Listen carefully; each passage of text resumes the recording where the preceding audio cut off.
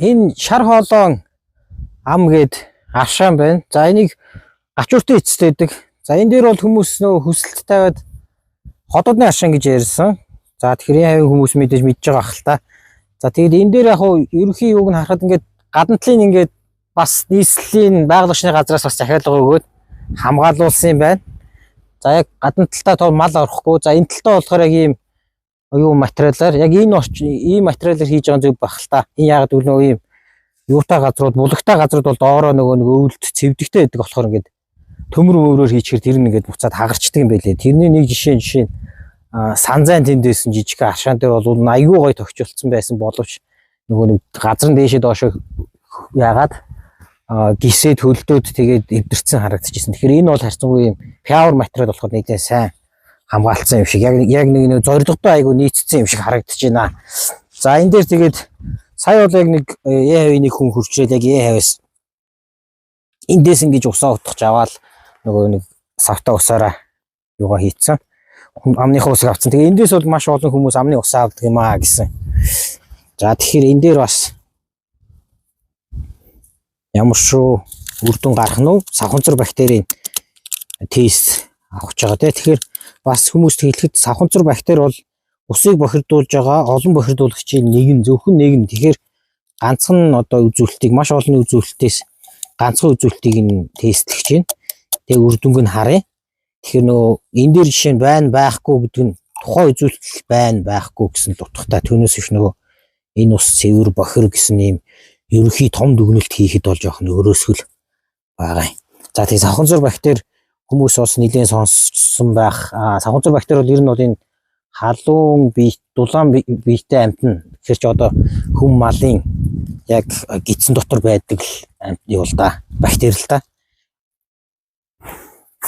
За тэгээд мэдгүй байгаа хүмүүст бас дахиад тайлбарлаа хэлчихье.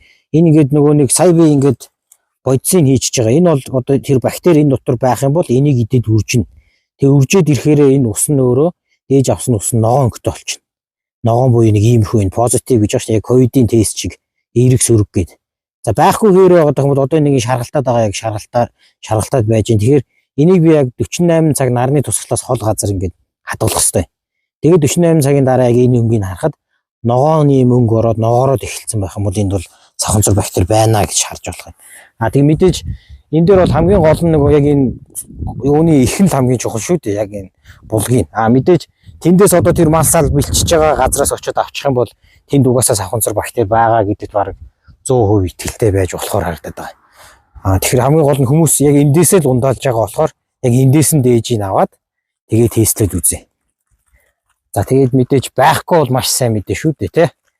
Маш олон хүмүүс нөгөө санаа зовж асууж исэн. Тэгэхээр энэний үр дүнг нь яг 48 цагийн дараа харцгаая.